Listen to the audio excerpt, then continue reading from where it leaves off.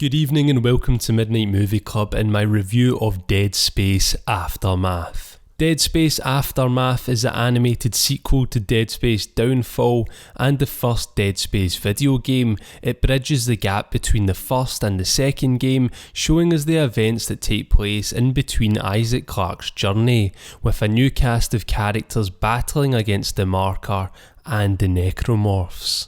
Aftermath was written by Brandon Ullman and directed by Mike Disa. The film stars Gwendolyn Yo, Christopher Judge, Ricardo Chavira, Kurt Cornelius and Graham McTavish. So Aftermath focuses on the Aegis 7 disaster and the USG O'Bannon, which is sent to Aegis 7 to stabilise its gravity and secretly search for leftover shards from the Marker. The story is told through the perspective of 4 survivors of Aegis 7 and the O'Bannon, as they are each interrogated about what transpired. More and more of the story is pieced together through each character's flashback. First up for this review, let's talk animation. What the hell were they thinking? Why did they bother making it a mix of 3D and 2D segments? The flashbacks are animated in 2D and look great. They are similar to Downfall, but a bit more polished since this was released in 2011. But the current actual timeline in the film is all done in 3D and it looks horrendous. The character models all look the same and move really weird, whereas in the flashbacks the art is badass and suits the Dead Space aesthetic. The 3D portions were just painful to watch and did not feel Dead Space at all. Something else that came in the change of animation throughout the movie was the look of the characters. The main characters were constantly changing, but not just in appearance, in the way they interacted with one another, and it was a little jarring.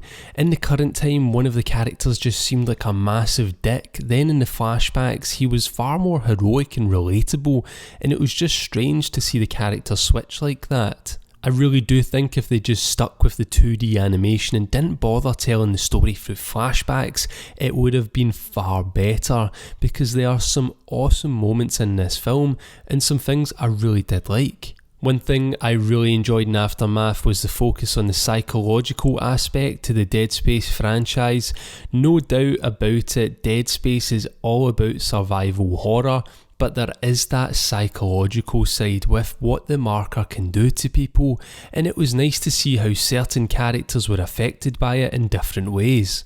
That was something Downfall didn't touch on much at all, really. That film was just all about straight up gore and the scariness of the Necromorphs, but Aftermath gave quite a considerable amount of time to the psychological effects the Marker can have. I also enjoyed hearing a bit more background about the Marker, getting some more information about who or why it was created and what it could do for humanity and what horrors it could unleash. Adding to the lore of the series, I applaud Aftermath for that. But in saying this, the film does take a lot of time to get going and there's a lot thrown at you from the off. Once again, if you're not a Dead Space fan or familiar with the source material, you will probably find it a bit of a chore to follow everything. The pacing is super slow and takes its time to get to some real proper necromorph action.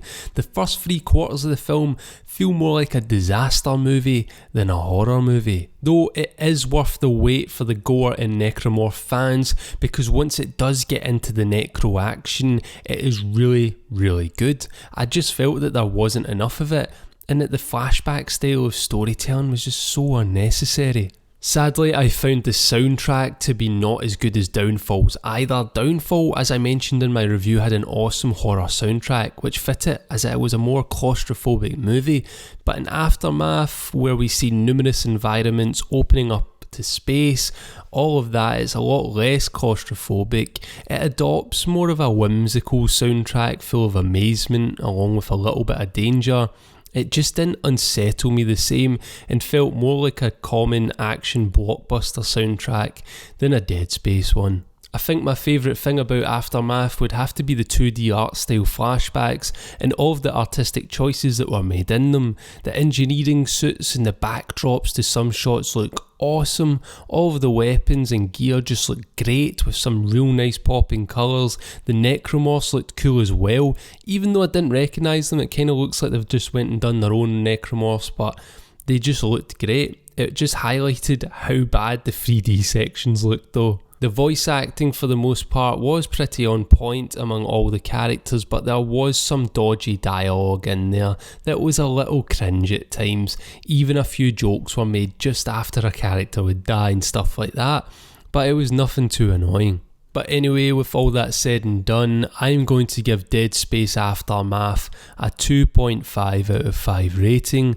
There was still aspects of this one that I really liked, but there was just too much holding it back from being another really fun escape into the Dead Space universe. It had potential, it just didn't fulfill it. I think for Dead Space fans it's still worth a watch, but for those who aren't invested in the universe, you could give this one a miss. Anyway, if you have seen Aftermath, let me know what you made of it in the comment section down below, and if you enjoyed this review, then please do give it a like, it really helps the channel. If you haven't already, then subscribe to join the club, and as always, thank you very much for watching, and good night.